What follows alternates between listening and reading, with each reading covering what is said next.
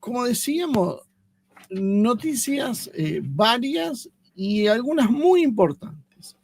Vamos a empezar de lo más nuevo, podríamos decir, a otras cosas que no son tan nuevas, pero que de alguna manera nos posibilita comprender algunas cuestiones, ¿no?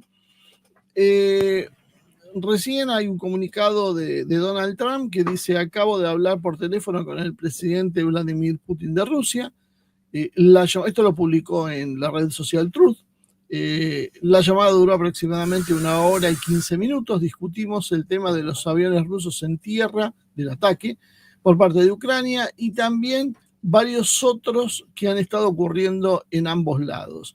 Es la primera vez, creo, que Trump se expresa de esta manera. Fue una buena conversación, pero no veo que vaya a llevar a una paz inmediata. El presidente Putin dijo, y con mucha firmeza, que tendrá que responder al reciente ataque a los aeródromos.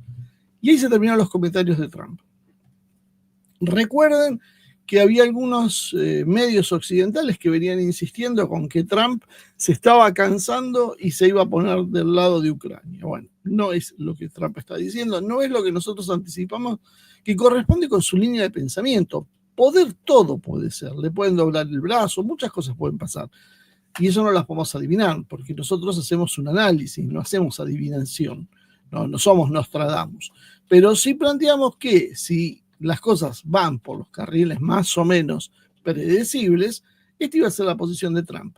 Y después, ya en la segunda parte del mensaje, del posteo, se dedica a hablar de Irán.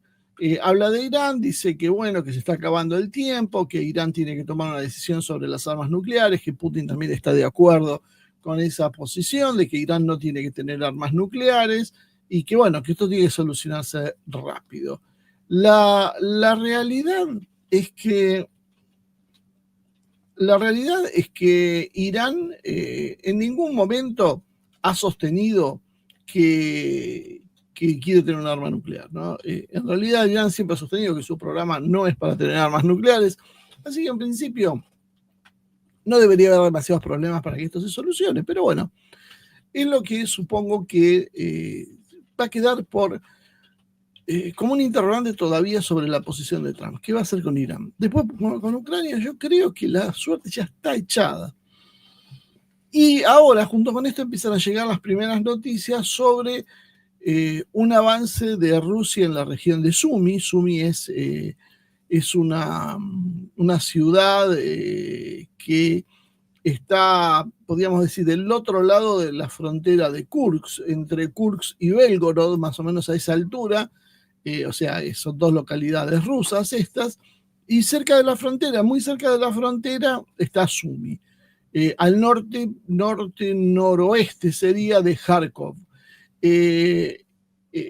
Rusia parece, y tal vez sea la respuesta de Putin, esa es la respuesta que anticipó Trump, es: vamos a ir hasta el Dnieper, mínimamente. Si uno mira el mapa de Ucrania más o menos ve que el Dnieper está corriendo, diríamos, casi en forma paralela a la forma que tiene la frontera ucraniana con Rusia, que hace un movimiento casi como una S, podríamos decir. Bueno, eso es más o menos lo que sigue el Dnieper. Y a orillas del Dnieper está el Dnipro, Zaporilla, que son básicamente las ciudades por las cuales Rusia está yendo. Por el sur ya estamos avanzando más sobre Kherson y Mykolaiv, y Kiev está a orillas del mismo río. Por lo tanto, si Putin decide avanzar esos kilómetros que se falta para, a ver un segundito, quiero ver justo la distancia de Kiev a Sumy, más o menos hay 300 kilómetros, y no hay muchas líneas de fortificación, porque esas han desaparecido. Es decir, si Rusia finalmente se decide a ir por Kiev, básicamente está a tiro de Kiev, por Sumy, está a tiro de Kiev, son 300 kilómetros, podía llegar en muy poco tiempo. si toma esa decisión el ejército ruso. Vamos a ver qué es lo que definitivamente planea Putin como respuesta a esto que ha hecho Ucrania, ¿no? Pero en definitiva, bueno, eso lo dejaremos para otra oportunidad, es un análisis más largo. Lo importante ahora es marcar que Trump finalmente empieza a mostrarse resignado ante los hechos. O sea, bueno, la paz no la pudo lograr. ¿Cuál es el próximo paso natural? Salgo de este lío y que se arreglen los que lo hicieron. Por eso Trump venía diciendo desde hace mucho tiempo, la guerra de Biden. No es mi guerra, no es la guerra de Estados Unidos, es la guerra de Biden.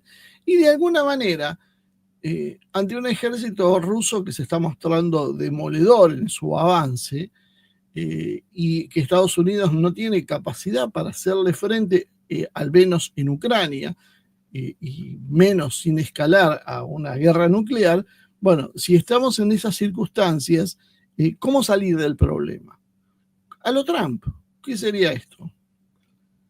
Bueno, ganamos y nos vamos, como los hutíes, o, bueno, acá no se puede hacer nada, no hay nada de nuestro interés, esta guerra no era nuestra, nos vamos y ya está. ¿Con esto qué hace? Evita la derrota.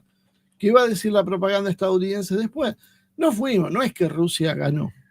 Es que decidimos que no valía la pena estar ahí y simplemente nos fuimos. Una verdad más que a medias, podríamos decir, ¿no? Y otra de las cuestiones tiene que ver con otra noticia que realmente es impresionante, creo que si uno la considera bien, porque hubo en realidad una información que la difundió Euractiv y Negocios TV, citando al Financial Times, es una nota dentro del Financial Times, en la cual expresa que funcionarios europeos temen que una futura administración de Trump no solo reduzca el apoyo militar directo a Ucrania, sino que prohíba explícitamente a los países europeos transferir armamento de origen estadounidense a Kiev, especialmente por ataques dentro del territorio ruso. Esta perspectiva está generando un enorme debate y urgente dentro de la Unión Europea sobre cómo hacer para garantizar una autonomía estratégica. Por eso los apurones y esta idea de un plan de 800.000 millones de euros para rearmar y convocar reclutas en muchos países con servicio militar obligatorio y demás, porque se quieren preparar a la guerra y no saben bien cómo. El problema de esto es que si Estados Unidos se retira, Europa, yo podría decir que aún con las armas estadounidenses poco podría hacer para detener a Rusia. Pero si además de esto Estados Unidos retira su apoyo y Europa tiene que pagar las armas, van a ver que están metidos en un gran lío. Pero esto parece que no es suficiente y Estados Unidos también negaría el uso de armas. Si ustedes recuerdan, hemos hablado de ese tema, por ejemplo, con los F-16 que compró la Argentina, y por eso decíamos que no se pueden comprar esos aviones, en contra de la opinión de todos los expertos de la Fuerza Aérea que certificaron que era una magnífica inversión. No podés comprar aviones que vos no controlás para su uso. Y Estados Unidos, una vez más, y ahora Europa, le está mostrando qué es lo que pasa, porque hasta el Reino Unido puede caer en esto. Si Estados Unidos dice basta, ¿cuántas armas hay en Europa que no tengan componentes estadounidenses? Porque aquí hay un error de concepción, una lectura fácil de mucha gente. Bueno, un misil, no sé, Storm Shadow no es estadounidense, sí que se podía seguir usando. Cuidado, porque como tenga un motor, una óptica o alguna parte que haga que ese misil en realidad no sea 100% europeo o británico, está el problema realmente serio, que eso conduce a que el misil quede inutilizado. ¿Qué es lo que pasó con los aviones A4 argentinos y con el problema de los cartuchos de eyección Martin Baker, que eran británicos y que no se puede, perdón, de los Super Intendant, no de los A4? de los supertendar que Argentina pretendía poner en funcionamiento y nunca podían ponerse en funcionamiento porque simplemente hacían falta los cartuchos para la eyección del asiento, que eran de fabricación británica. Como los británicos se negaban a autorizar eso, no había cartuchos y bueno, ahí están parados todavía. Ese es el problema de esta historia. Entonces, si Estados Unidos llega a decir que no, como dijo Trump, se acabó virtualmente la guerra, excepto que Europa ya desafía abiertamente a Estados Unidos, desconozca los acuerdos, los contratos firmados con Estados Unidos y simplemente se enfrente con la política de Estados Unidos. A esta altura del partido todo es posible, pero bueno, en principio uno supone que no van a animarse a tanto los líderes europeos porque ya enfrentarían a Rusia y a Estados Unidos.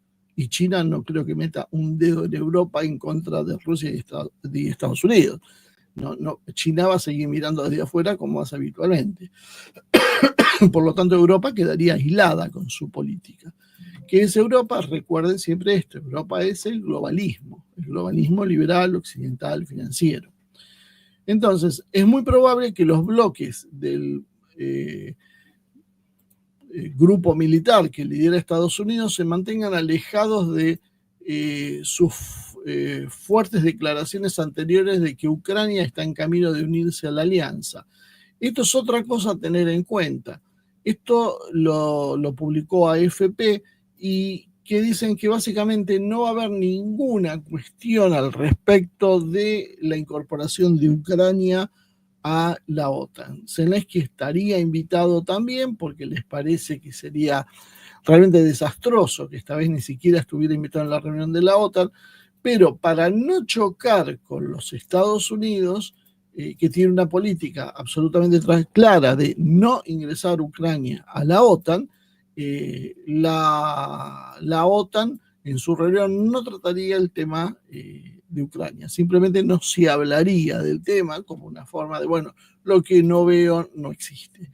Pero bueno, esto es evidentemente una muy mala noticia para Ucrania, que los medios se encargan de ocultar. Fíjense que esto que estoy diciendo, que para mí son noticias centrales, no tienen demasiada repercusión en los medios. O no se han dado o se dan en forma escueta. Fíjense que con el ataque a Rusia, finalmente, bueno, la confirmación en general está entre 2 y 5 aviones, algunos llegan hasta 7 aviones rusos dañados, pero que definitivamente destruidos serían apenas 2, como manifestamos el otro día, por lo menos hay varias fuentes que van en ese sentido, mientras que los medios occidentales hicieron eco de la declaración de 41 aviones, yo lo veía en los canales argentinos, por ejemplo, 41 aviones rusos destruidos, que era la versión que dio Kiev, una versión que no tiene asidero y que después, en forma independiente, analizando las fotos satelitales que se publicaron sobre los aeródromos rusos, resultó que de los 5 aeródromos, solo 2 ataques tuvieron éxito, los otros 3 fueron abortados por la defensa rusa, y de esos que estuvieron se podían contabilizar apenas los impactos que dijimos, entre 5 y 7 era la discusión, pero dadas las características de los ataques, el tipo de explosivo, el tamaño del dron y demás, se consideraban que prácticamente todos los aviones pueden ser rescatados porque no ha habido, salvo 2 casos, destrucción total de los mismos. Pero esto no fue lo que se contó en Occidente. ¿Por qué remarco esto? Porque constantemente los medios están funcionando como una cadena de transmisión de noticias en función de una operación psicológica de guerra. Los medios occidentales trabajan para la guerra, todos, o casi todos los medios corporativos, no importa si son de izquierda, si son de derecha, todos trabajan en función de la guerra. La idea de izquierda o derecha ya no existe más, solo para entretener a la gente. Muchos medios de izquierda acusaban o no querían hablar bien de Putin porque es un dictador, acuérdense lo de homofóbico y todas esas historias. Bueno, muchos lugares de izquierda han sido hostiles con todas las cuestiones que sean rusas. Entonces hay que olvidarse un poquito de si es de izquierda o si es de derecha y empezar a ver que la cuestión se maneja de otra manera. Y en definitiva entonces lo que vemos es que en función de esto que estamos viendo, el problema central ¿cuál es? Estados Unidos está amagando retirarse. Esto encaja con la lógica de las políticas de Trump, no encaja con las lógicas de lo que difunden los analistas de los medios occidentales, que nos dicen, fíjense, constantemente filtrando noticias de no, lo que pasa es que Trump anuncia sanciones severas, sanciones que no tienen precedentes históricos, que van a ser muchísimo más fuertes que antes, que van a acorralar a Rusia, que van a hacer sufrir a Rusia. Todo eso lo dicen constantemente. Cuando no es uno, es otro. Y la realidad que hasta ahora vemos es la que estoy diciendo. Están preocupados en la Unión Europea porque en cualquier momento Trump dice, bueno, ya me cansé de esta historia, me voy, retiro mis tropas y arréglense ustedes como sea. Ah, y no metan armamento estadounidense. ¿Por qué no metan armamento estadounidense? Porque la prioridad para Trump es mejorar la relación con Rusia. Trump no quiere chocar con Rusia. ¿Y por qué no quiere chocar con Rusia? Porque sus agendas son coincidentes. En realidad lo que quiere Trump y lo que quiere Rusia es más o menos parecido. Tienen las mismas visión política general de cómo debe ser una sociedad, el combate a las ideologías woke y demás, al cambio climático. Todo ese tipo de ideas no penetran en Rusia y no las quiere Trump en Estados Unidos. Trump quiere una política arancelaria que aísle a Estados Unidos, que rompa la globalización. De hecho, Rusia está fuera de la globalización porque está sancionada. Y Putin tampoco es partidario de la globalización, aun cuando ciertos sectores de su gobierno tal vez lo sean. Pero al igual que en Estados Unidos, Rusia también tiene fracturas internas y divisiones donde hay pro-occidentales y nacionalistas. En Estados Unidos pasa lo mismo. Entonces los grupos que piensan parecido, que son más patriotas o nacionalistas, empiezan a tener una línea en común de acción, mientras que los grupos que son globalistas, sean rusos, estadounidenses o europeos, también se coaligan. Por eso vamos a ver, no sé, que un tipo como Navalny, que bueno, ya no existe, ya falleció, pero alguien como Navalny era sostenido por grupos que lo apoyan, no sé, demócratas o socialdemócratas europeos o conservadores europeos pro-OTAN. Porque es la misma línea. Ese es el problema. Si uno termina de despejar toda la cizaña que hay en esto, uno se termina encontrando con la realidad. Y la realidad es esa que estoy marcando. Entonces, parecería decidido esto. Pero claro, hay un actor importante que no es lo que era en el pasado, que está decidido a entorpecer cualquier camino a la paz, que es quien ha instigado la guerra inicialmente, quien ha generado las condiciones para que esa guerra prospere y crezca, y que ha hecho hasta lo imposible para abortar cualquier proceso de paz. Y ese no es nada más ni nada menos que Londres, y eso no parece reiterativo con esto, pero fíjense que todos los días tenemos una noticia del mismo sentido.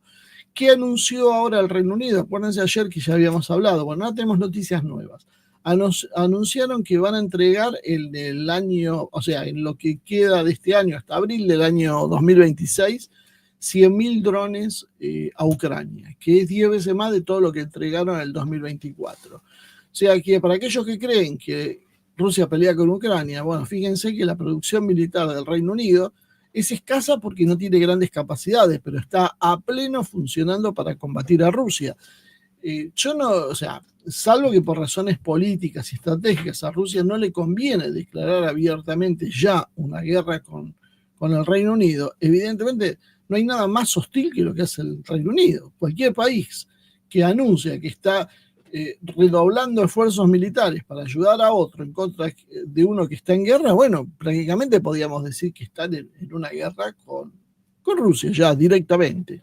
El Ministerio de Defensa entonces dijo que van a invertir otros 473 millones de dólares, 350 millones de libras en este programa, que se suma a otras iniciativas que tienen por un valor total de 4.500 millones de libras, algo así como 5.200 millones de dólares aproximadamente. Un Reino Unido que tiene una economía por el piso, ¿no? Además, el Ministerio de Defensa aclaró que eso va a ser entregado a Ucrania, dado que los drones han cambiado la forma de librar la guerra y estamos redoblando nuestros esfuerzos para proporcionar a Ucrania tecnología de vanguardia. Por lo tanto, esto se suma a un anuncio de 140.000 proyectiles de artillería que saldrá a otros 247 millones de libras. 140.000 proyectiles de artillería para unas horas prácticamente de combate. O sea, los británicos creo que no entienden o no quieren entender lo que realmente están enfrentando. Lo que sí, bueno, queda claro con esto es que hay un programa de vehículos no tripulados que incluye drones de reconocimiento, de ataque marítimo, de ataque aéreo, de ataque a tierra, muchos de los cuales son hechos por empresas británicas pequeñas y medianas y que lo están usando como un eje de reactivación económica, ¿no? Esto junto con Estados Unidos, que vacila, como escuchábamos antes, y en el cual Donald Trump, según publican los medios en Estados Unidos, ha expresado su firme oposición a que Ucrania ingrese en la OTAN. Por eso, como estábamos diciendo antes, directamente esto parece que no se va a tratar en la OTAN. En febrero ya había dicho que Ucrania debía olvidarse de la OTAN y que probablemente el hecho de que Kiev sea parte de la OTAN era la razón inicial de todo el conflicto con Rusia. Obviamente que ese es el conflicto con Rusia, por fin parece que Trump empieza a entender qué es lo que está pasando de verdad. Nunca se trató de Rusia que tuvo un mal día a Putin e invadió un país vecino porque es un loco sanguinario. Básicamente lo que está detrás es que se está armando una alianza para atacar a Rusia y Rusia no va a permitir que Ucrania dé ese paso y se va a quedar con los brazos cruzados.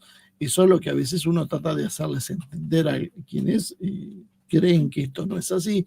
Y nace nada más en que hay un dictador loco en Rusia que intenta tomar el poder y mantenerlo para matar gente, matar vecinos, invadir Europa y no sé cuántas cosas más que no tienen asidero en la realidad.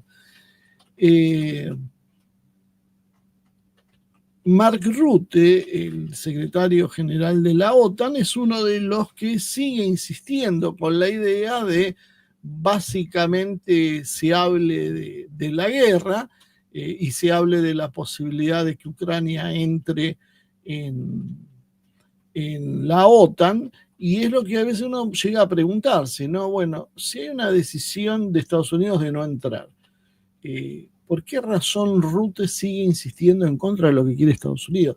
Toda la vida nosotros consideramos que la OTAN era Estados Unidos. Estados Unidos hacía lo que se le daba la gana, son todos títeres de Estados Unidos. Y ahora descubrimos que parece que los títeres tienen vida propia, porque el presidente de Estados Unidos dice una cosa y ellos hacen otra. ¿Por qué tanto les cuesta si Estados Unidos controla todos los resortes? Controla la economía de Estados Unidos, controla la defensa de Europa, controla las líneas políticas de financiación en general de la mayoría de los partidos políticos europeos, por lo menos que constituyeron la Unión Europea. ¿Por qué entonces se rebelan contra hoy Estados Unidos, si eran todos títeres de Washington? Porque en realidad lo que nunca se terminó de entender, que no eran títeres de Washington, eran títeres del mismo que también tiene como títere Washington. Washington es un títere más, con más importancia que el resto, una especie de primus inter pares, pero es un títere. Las autoridades de Estados Unidos en realidad solo tienen poder porque ejecutan lo que las élites realmente deciden que hay que hacer. Acá lo que pasa es que, bueno, las élites europeas, en este caso estaríamos hablando de las clases políticas europeas, están al servicio de las élites globales que podían tener sede en Estados Unidos, en el Reino Unido, en Europa, o vaya a saber alguno en otro lado. Bueno, eso es lo que es la verdadera fuerza, y Estados Unidos es otra de las naciones sometidas. Entender este concepto es clave para entender por qué Trump está ahí, por qué los estadounidenses votaron a Trump, por lo menos en buen número, y cuáles son esos movimientos internos. Esos movimientos se vendieron muchas veces hacia el exterior como movimientos fascistas, neonazis, racistas, y con un montón de adjetivaciones todas absolutamente negativas. Pero la realidad es que es un problema político y que responden a un interés nacional de Estados Unidos de ser un país independiente y no estar sometido a las dictaduras del globalismo. Esto fuera de Estados Unidos costó muchísimo entender, pero esto es lo que planteaban en Estados Unidos tipos como Alex Jones y demás. Ese tipo de gente hace rato que viene hablando de esto y causaba gracia en Estados Unidos decir, pero si ustedes son las Naciones Unidas, ¿cómo los va a invadir las Naciones Unidas? El problema de esta historia es que nosotros no conocíamos esa parte. De la misma manera que esas mismas fuerzas no entienden que sus aliados naturales son Rusia y China. Algunos empiezan a entenderlo con Rusia, pero con China siguen siendo muy desconfiados. Y en realidad China no es parte del globalismo financiero. China es otra cosa. Tiene sus intereses particulares y aprovecha las circunstancias y por ahí puede hacer alianzas tácticas. El globalismo financiero gobernaba el mundo, puso reglas de juego, China las jugó y les ganó. Pero nunca fueron parte de ese globalismo financiero. China es algo independiente de ese globalismo financiero con intereses propios, con metas propias, con programas propios que aprovecha las oscilaciones de la política occidental. Entonces, eso un poco lo venía explicando por lo que pasó con Mark Rutte.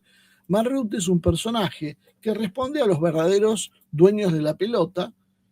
Hay veces lo sintetizamos como Bruselas, pero Bruselas, los políticos de Bruselas responden a alguien. Ese alguien es el que quiere la guerra, es el que quiere derrocar a Trump, es el que quiere sacarse del medio a Putin y es el que tarde o temprano se va a volver contra China, porque de hecho se estaba yendo contra China, porque acuérdense que Obama empieza la política de pivot de Estados Unidos hacia China, con la idea de pacificar algunas cosas en Occidente o en Medio Oriente para tener más recursos para ir contra China. Y eso, como les decía, era Obama el que andaba por ese lado. Y Obama es globalización 100% pura. ¿Por qué Obama hacía eso? Porque era lo que en el momento dictaba. No habían calculado la resistencia que iba a ofrecer Putin, la habían subestimado. Y fue una sorpresa lo de Crimea, fue una sorpresa que Rusia se retome con la cuestión de Ucrania. Putin lo venía advirtiendo del 2007 que lo iba a hacer, pero nadie lo tomaba en serio, porque tenían la idea de que Estados Unidos, de que Rusia era un país de segunda línea, apenas una potencia regional, con una economía estructuralmente débil. Siguen repitiendo eso todavía en Estados Unidos. Todavía están creídos que Rusia es un país que sería un estado medio de los Estados Unidos, que no es rival ni para ellos, ni para Europa, ni para nada. Bueno, algún día van a terminar de ir despertando. Rusia está mostrando que es otra cosa. Entonces, eso es lo que estamos viendo, ¿no? Y lo que empieza a detectar Rusia, hace notar Rusia y que empieza a tomar nota Trump, es que la verdadera línea roja es que Ucrania esté dentro de la OTAN. O sea, que el territorio ucraniano se transforme en una base de la OTAN. Eso no lo permite Rusia. Ahí es donde está el eje del problema, que es lo que de alguna manera se le hace la luz a Trump cuando dice, bueno, parecería que ese es el problema. Sí, ese es el problema. Y hay una nota, por ejemplo, donde el embajador de Estados Unidos en Turquía, enviado especial para Siria, Tom Barrack, dice que después aclara que es una expresión personal, ¿no? Que él en realidad no sabe exactamente qué es lo que piensa Trump, pero que parece que está al final de la cuerda por el conflicto con Ucrania. ¿Qué quiso decir con esto? Que está al límite, que Trump está cansado, que en cualquier momento termina con ese conflicto. Y contrario a lo que nos quieren hacer creer, que de alguna manera me imagino que es para inducir a que Rusia acepte condiciones negativas para sí mismo, contrario a lo que se plantea desde los medios, el cansancio de Trump sería salir del conflicto, no sumarse al conflicto con más sanciones y con más tropas. Y esto es clave porque esto también nos hace entender hacia dónde va a ir Rusia. O si Rusia está percibiendo esto y si Trump ha deslizado que miren, yo la verdad si no puedo hacer más nada me voy a ir y no me voy a meter más, Rusia ¿qué va a hacer? Va a acelerar el conflicto. Porque Rusia lo que estaba buscando y por eso tantos meses de Putin con una cuota extraordinaria de paciencia ante las múltiples provocaciones de Occidente era esperando este momento, esperando que se abra Trump para tener las manos libres de ir contra Europa. Todavía esto es materia de discusión, no todo el mundo está de acuerdo con lo que yo digo, solo lo veremos más adelante y espero no equivocarme porque si me equivoco es la Tercera Guerra Mundial. Pero si no me equivoco y esto es así, vamos a ir viendo ese repliegue gradual de Trump y a medida que se va replegando, esos espacios van a ser llenados y la Unión Europea se va a ver las caras con Rusia. Con una Rusia absolutamente decidida y envalentonada por haber sacado del medio a Estados Unidos y que además cuenta con un respaldo de China. Toda esta circunstancia es la que es clave entonces para entender. Y esto que lo digo yo, no lo digo porque me simpatice más Rusia que Estados Unidos. Lo digo como fruto de un análisis, o sea, de entender qué es lo que Trump quiere hacer, a qué intereses responde, qué historia tiene su movimiento y cómo esto encaja en la articulación de las políticas a nivel actual hoy. Y eso explica por qué Putin tiene esa actitud que hay veces hasta fastidia a los propios rusos, que dicen, bueno, pero vamos ya de una vez. Y Putin está esperando el momento que sea más adecuado para la estocada, porque si se apresura puede precipitar la entrada de Estados Unidos en la guerra y esto terminar mal, terminar en una guerra termonuclear entre Rusia y Estados Unidos. Entonces yo creo que la idea de Putin es aguantar todo este tipo de acciones. O sea, que golpeen las fuerzas estratégicas rusas, que hayan intentado en otro momento atacar radares de alerta temprana, como intentó Ucrania, son dos razones para las que Rusia utilice armas nucleares. Hoy un coronel británico, no recuerdo el nombre, estaba diciendo que es altamente probable que Rusia utilice armas nucleares para atacar blancos duros como los aeropuertos ucranianos. Evidentemente no tiene demasiado sentido eso. ¿Por qué Rusia utilizaría un arma nuclear táctica para atacar un aeropuerto si puede destruir ese aeropuerto con las armas convencionales que tiene? No tiene ninguna necesidad, un par de misiles hipersónicos y ese aeropuerto queda fuera de servicio. ¿Cuál sería la lógica de usar un arma nuclear que podía concitar entonces la unidad del mundo occidental contra Rusia? Y abriría la tranquera para la intervención de tropas de la OTAN abierta. Si Putin quiere evitar eso, ¿por qué habría de hacer eso? Qué casualidad que una vez más, ¿de dónde vienen las voces alarmistas? De Londres. Una vez más. O sea, básicamente lo que se está tratando de instalar en la opinión pública es que Rusia es un enorme peligro, que en cualquier momento va a atacar Europa y que lo va a hacer con armas nucleares. Entonces lo va a usar para atacar un aeropuerto. Rusia, si utilizaría armas nucleares, sería seguramente para atacar otras cosas, bases, y no precisamente en Ucrania. Yo no creo que haya demasiadas cosas en Ucrania que hoy merezcan la pena jugarse a usar armas nucleares tácticas. Ni siquiera hay grandes concentraciones de tropas, ya los ucranianos están entendiendo este tema. Eso sería directamente para dejar fuera de combate las bases de la OTAN en las proximidades de Ucrania, en Birmania, en Alemania, en Polonia. Para eso podía usar las armas nucleares tácticas.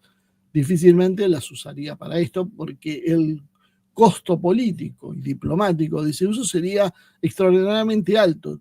Y qué casualidad que aparezca un coronel británico a advertir eso. Siempre estas noticias vienen del lado británico, que les encanta ser sensacionalistas. Y por eso yo no sé todavía si no atrás de algunos comunicadores que por ahí son muy pro Rusia, pero que a veces son demasiado alarmistas, no está la mano británica, directa o indirectamente. No necesariamente quiere decir que te contraten y te paguen para hacer esto, pero te van induciendo, dándote información envenenada, que es llamativa, que hace tener muchas visualizaciones, pero que en definitiva contribuye a instalar eso, ese discurso poco racional que no permite luego que precisamente las voces más racionales puedan tratar de interpretar la realidad como estamos intentando hacer nosotros.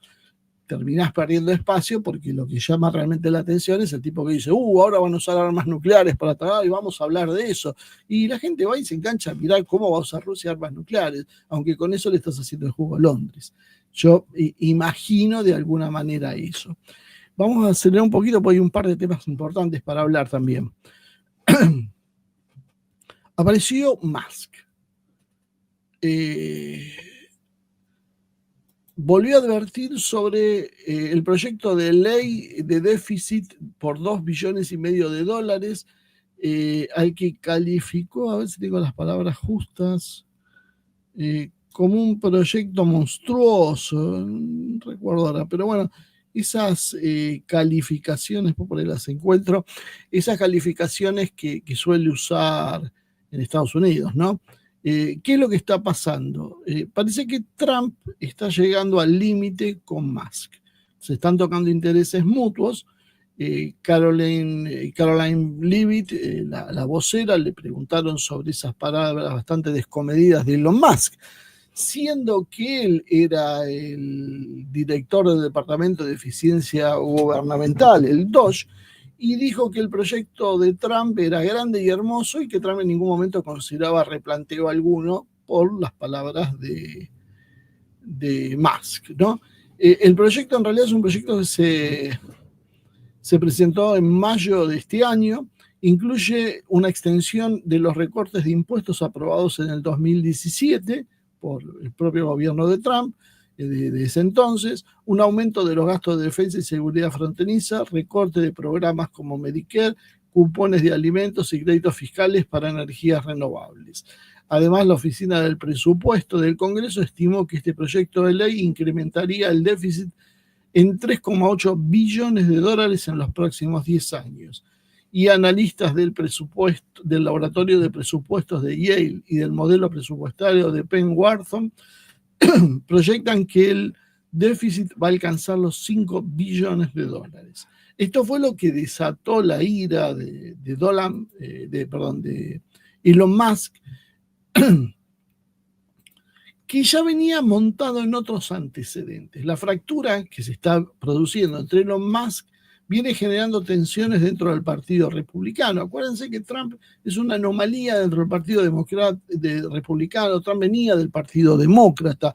O sea, Trump encontró un lugar donde ir, pero no es porque él sea republicano o demócrata. Él tiene otras ideas que no encajan con ninguno de los dos partidos políticos tradicionales, que después hagan cuerpo entre algún grupo de republicanos, que fueron los que transformaron la base para Trump, no quiere decir que él sienta eso. Acuérdense que en su primera presidencia había uno de los problemas que eran los RINOs, el acrónimo que utilizaban para decir que eran republicanos en su propio nombre. ¿Esto qué quiere decir? Que básicamente ellos se decían republicanos, pero para el resto no lo eran. Bueno, esta situación ha ido tensando la cuestión.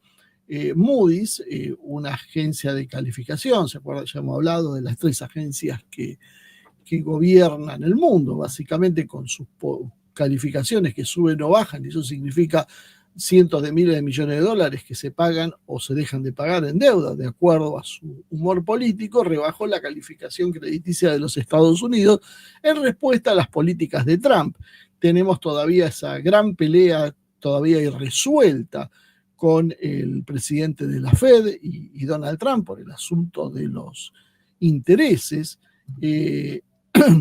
Y bueno, esta es la causa que citó Moody's, ¿no? El creciente déficit fiscal y las medidas compensatorias en la legislación. Entonces, esto viene de la mano con esa posición de Elon Musk, que ya había anunciado que iba a reducir su participación política para enfocarse en sus empresas. Entonces, yo creo que ya es más que visible la fractura política que se está produciendo entre Trump y Musk, ¿no? Porque hay una cuestión de fondo que tiene que ver entre las disputas entre Steve Bannon, a quien ha sido calificado y descalificado en realidad por la prensa occidental como un fascista que está haciendo una especie de organización internacional fascista, y yo creo que inclusive con más dureza que contra Musk, porque tiene que ver con las distintas posiciones. Musk y Bannon se detestan entre ellos, y Bannon todavía tiene gente que influye en el entorno de Elon Musk. Es más, hay hasta quienes dicen que puede llegar a ser un recambio importante en la política, porque es el ideólogo, podríamos decir, de muchas de estas ideas, ¿no?, que después ha tomado Trump. Elon Musk, y se diferencia de Bannon porque es ideológicamente un transhumanista. Cada tanto nosotros hablamos de este tema y yo creo que a mucha gente le parece, bueno, estamos hablando del sexo de los ángeles, estamos hablando de cosas concretas, vayamos a la tierra, dejemos de hablar de pavadas. Y bueno, acá es donde uno empieza a entender que estas no son pavadas. Pueden ser pavadas para nosotros, pero para las verdaderas élites que están tratando de poner en marcha un programa, estos son los ejes centrales del programa. Y Elon Musk había jugado con Trump, pero ideológicamente no está en las ideas generales del trumpismo. Es un transhumanista que básicamente adscribe a una corriente filosófica que cree que hay que mejorar al ser humano mediante la tecnología. Esto se refleja en cuáles son sus proyectos favoritos: Neuralink, que son interfaces cerebro-máquina para integrar el hardware con el sistema nervioso de los seres humanos; SpaceX, que busca la colonización interplanetaria como forma inevitable del destino de la humanidad. La humanidad va a colonizar el planeta, en eso cree Elon Musk. Tesla y Optimus, que automatizan la vida, robotizan el trabajo y la inteligencia artificial autónoma; y X, que es la red neutral gobernada por un algoritmo. Este es el modelo de pensamiento muy a grandes rasgos de Elon Musk, que esto es lo que a mucha gente le hace ruido del trumpismo, cuando algunas cosas de Trump le parecen, bueno, estas son interesantes. Es interesante que trate de salir de la guerra, que trate de cerrar bases militares en el exterior, que trate de no fomentar guerras en otros países, pero claro, y Elon Musk, y ahí entra Elon Musk con esta historia. Ahí hay una contradicción. Musk cree en el fondo que la humanidad tiene que superarse biológicamente a través de la tecnología, por eso es un transhumanista, y cree que el futuro es la aceleración del cambio de vida, incluyendo al costo de destruir las instituciones tradicionales. Bannon está en el otro extremo, es un paleoconservador, teológico tradicionalista. Él cree que tiene que defenderse los valores cristianos tradicionales, que hay que defender la cultura occidental, que la califica como judeo-cristiana, que es una cultura amenazada por la secularización, por el Islam y el transhumanismo. Es uno de los enemigos declarados entonces. Rechaza entonces el globalismo y el cientificismo tecnocrático. O sea, Elon Musk casi estaría mejor ubicado en el foro de Davos que acá. De hecho, estaba cerca de eso, hasta que, bueno, creo que por algunas cuestiones políticas le convino arreglar con Trump, pero ya esto está crujiendo. Y Bannon tiene además una visión apocalíptica, cree que el sistema mundial debe colapsar para que surja una nueva edad de oro. Bannon entonces cree que el ser humano no debe ser modificado tecnológicamente, sino restaurado en su esencia espiritual y cultural. Fíjense que son las antípodas. Por eso Bannon tiene más línea con Dugin, versión estadounidense de un pensamiento parecido, ¿no? Obviamente me parece que es más sofisticado el pensamiento de Dugin, pero no es ningún idiota Bannon. Bannon cree que hay una amenaza espiritual y no política en Elon Musk, que él simboliza a la élite tecnocrática que desprecia lo que es la tradición, la religión y el alma humana, y que es un despropósito convertir a un hombre en una máquina o en un cúmulo de datos. Y Musk lo ve entonces a Bannon como un retrógrado que frena el avance del progreso y envenena el debate con ideas místicas y paranoicas. Esos son los dos ojos, los dos extremos. Por conveniencias políticas se juntó a las fuerzas de Trump, pero sus proyectos parecen incompatibles con muchas de las ideas de la filosofía del trumpismo, que es más cercana a la de Bannon, básicamente. El trumpismo más puro sería Bannon, no Musk. Musk le puso muchísimo dinero en la campaña a Trump, y en Estados Unidos eso es clave para ver quién es presidente. Entonces, ahí es donde hace esta simbiosis antinatural entre Elon Musk y Trump. Musk básicamente es el futuro radical y transhumano, y Bannon al revés, el pasado premoderno.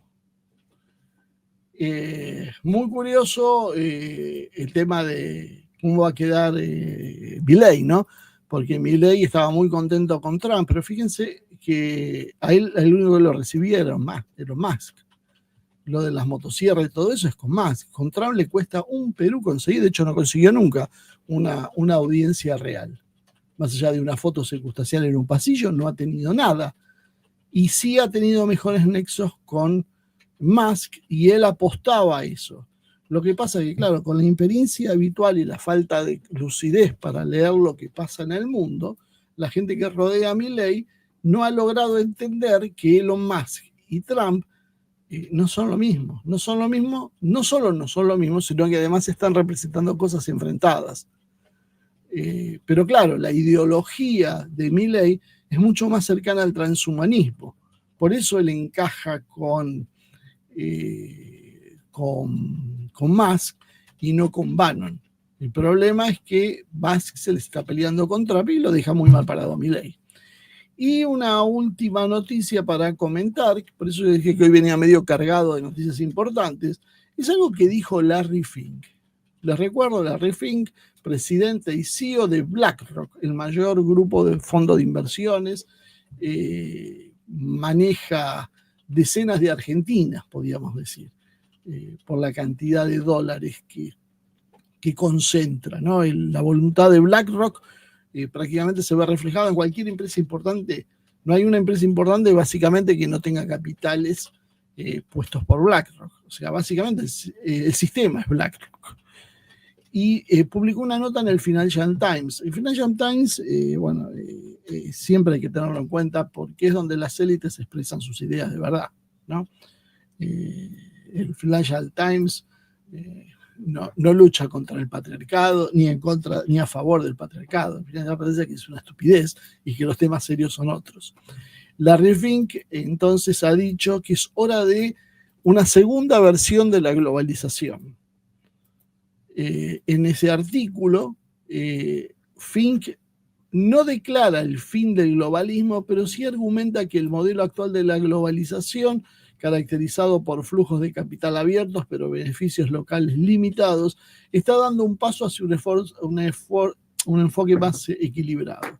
Señala que la reacción contra el globalismo sin restricciones y el auge del nacionalismo económico reflejan la insatisfacción con la distribución desigual de los beneficios de la globalización, lo que favoreció los intereses de los inversores descuidando a los trabajadores. Mire vos qué sensible, Larry Fink. Finkelstein es el nombre real. Propone un nuevo modelo híbrido que enfatiza mercados abiertos alineados con intereses nacionales y que apoyen las comunidades locales. Un enfoque que incluye democratizar los mercados de capital, alentando una inversión más amplia y profunda y canalizando estas inversiones hacia infraestructuras y empresas nacionales. Sin embargo, advierte que este cambio requiere desmantelar barreras burocráticas, especialmente en regiones como Europa, donde la burocracia obstaculiza la inversión. El objetivo de esta segunda versión de la globalización es generar una prosperidad global que llegue a poblaciones y regiones previamente desatendidas. Evidentemente, lo que le está pasando a Larry Fink es que ve que se desmorona su imperio, se desmoronan las bases donde está sostenido, se da cuenta que China avanza y penetra a través de inversiones precisamente en infraestructura, desarrollos locales y demás, y que tiene que dar una respuesta de alguna manera a eso. Y como Kennedy imaginó la Alianza para el Progreso en su momento, para responder al comunismo, bueno, y de alguna manera están ideando alguna forma de responder, porque en definitiva los países se van volcando uno a uno con China, porque China les ofrece algo, no les extrae nada más. Les puede extraer, pero también les ofrece. Y entonces es más conveniente. Entonces tiene que darle un rostro más humano a esa globalización. Por eso hay que relanzarla. Y entender y ser práctico que, bueno, a veces se gana, a veces se pierde. Cuando se pierde hay que adaptarse. Y la Refin no llegó ahí por ser un idiota. Precisamente un tipo profundamente capaz y se da cuenta que la mano viene mal barajada. O sea, las cartas que tiene son perdedoras y que por lo tanto, si no se puede con el enemigo, únete a él. Por eso también quiere hacer pie la administración de Trump. Entonces hizo la carta anual a los accionistas de BlackRock, donde afirmó que existe, que está viendo el regreso del proteccionismo con fuerza, que está generando una ansiedad económica global, especialmente por la imposición de nuevos aranceles por parte de Trump.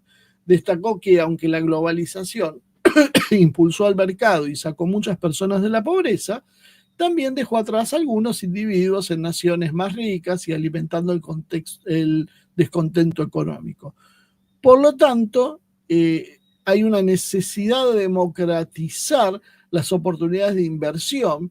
BlackRock tiene entonces, está adquiriendo significativas inversiones en infraestructura, crédito privado y créditos alternativos, reflejando la transición de un gestor de activos tradicional a un actor importante en activos alternativos.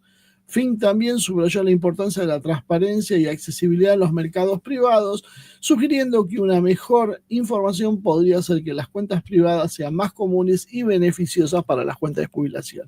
Básicamente lo que quiere hacer es contener el desastre y redirigirlo hacia sus intenciones. Ahora, bueno, está bien, se cae la globalización, pero ¿cómo hacemos ahora para solucionarlo? Bueno, vamos a hacer más inversiones, por nosotros nos preocupa las desigualdades y toda esa historia.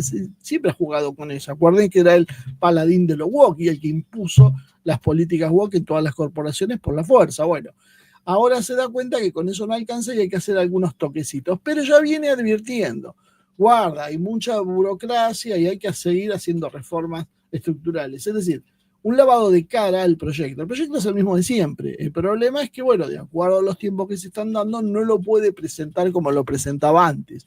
Eso de la Agenda 2030, no tendrás nada y serás feliz, fue una osadía que se pagó cara. Bueno, evidentemente hubo un error de cálculos ahí, no se consiguió eso y ahora estamos en un punto donde hay que ir para atrás y redireccionar otra vez la fuerza del oponente hacia las cosas propias. Eso es lo que está intentando hacer Larry Fink. De esa manera, lo que se cristaliza entonces es, primero, hay una crisis de legitimidad en el modelo neoliberal. Fink reconoce que la globalización financiera benefició a los capitales, pero que perjudicó a las clases medias de los países centrales. Sí, obvio, de las clases centrales y más o menos periféricos. Favoreció circunstancialmente a algunos países pobres que han pasado a ser de clase media, en general países asiáticos, porque ellos fueron los encargados de ser la industria de ese modelo. El emparejamiento era hacia abajo de la mayoría, pero algunos que estaban muy abajo ascendieron un poquito. Pero eso está en crisis. Hay una multipolaridad geoeconómica que contrasta con la hegemonía de Estados Unidos anterior, que ya no se sostiene contra China, contra India, contra Turquía, contra Rusia, contra todos los países que están emergiendo. Entonces, por lo tanto, hay que flexibilizar el modelo para que combine la globalización con la relocalización estratégica. Es ceder esas largas cadenas globales y acomodarlas a la actual realidad política que ya no permite avanzar por ese lado. Él no descree que la globalización fuera éxito, pero reconoce que algunas cositas no salieron del todo bien. Y bueno, si bien creó mucha riqueza, no las repartió con justicia. Sí, la verdad es cierto, se las quedaron todos los que se beneficiaban con el modelo. También entonces habla de democratizar las finanzas, ampliando los instrumentos de inversión privada, generando un capitalismo popular, volviendo a invertir en infraestructuras locales. Bueno, es adaptarse a la realidad y por otro lado, otra vez con el canto de sirena de todos vamos a ser inversores y todos ser capitalistas. Sí, tal vez en algún momento seamos todos porque la tecnología va a desplazar al trabajador, pero no es esto lo que él está diciendo. Fink acepta el modelo globalista como agotado y propone una globalización 2.0 con raíces nacionales más profundas, sistema de protección social más adaptativo. Y ahora, perdón, voy a hacer un pequeño paréntesis para argentinos y para los interesados en el desgobierno argentino. Bueno, esto contrasta con lo que quiere Milei. Milei quiere eliminar las barreras arancelarias, aduaneras, regulaciones, incluso sin reciprocidad. No quiere la idea de soberanía económica o industrial, considera que no existe la industria nacional, no ha desarrollado un plan para lidiar con la volatilidad financiera, la guerra comercial, cree que todo desequilibrio se corrige automáticamente vía mercado, un axioma teológico de los años 90, más que superado en la realidad. Por lo tanto, la conclusión es, Javier Milei actúa como si Larry Fink se hubiese quedado hace 20 años atrás. Si el Larry Fink del 2005, 2006, 2007 fuera el que estaba manejando BlackRock. Él no entiende, por su ceguera ideológica, que Larry Fink, podríamos decir, el paradigma del empresario bonachón y que genera riquezas para el mundo, que tanto cree Milei, en realidad lo que ha hecho es generado una adaptación, está en pleno cambio hacia un modelo que es más proteccionista, más multipolar, más fragmentario y tecnológicamente disputado. Exactamente lo contrario a lo que hace Milei. Milei no lee lo que pasa en el mundo y básicamente está actuando en un mundo que hace 30 años terminó. Ese dogmatismo ideológico lo ha desfasado de la realidad. Por eso el futuro es absolutamente sombrío para el modelo de Milei, porque no entiende lo que está pasando a nivel mundial. Bueno, perdón por este pequeño paréntesis y bueno, conclusión. Finalmente, Donald Trump con un pie afuera de Ucrania, con un pie afuera de la OTAN, de la Unión Europea, yéndose a su modelo aislacionista, y Larry Fink reconociendo que el globalismo se murió y que hay que tener un globalismo recauchutado para ver si salvamos algo ante la ola de un nuevo tipo de economía con raíces profundas nacionales y que necesita que se invierta más en infraestructura y en desarrollo, porque si no el sistema se les ha transformado insostenible y no han logrado los propósitos de despoblamiento que traían en manos. Aceleraron demasiado y los resultados no han sido los esperados.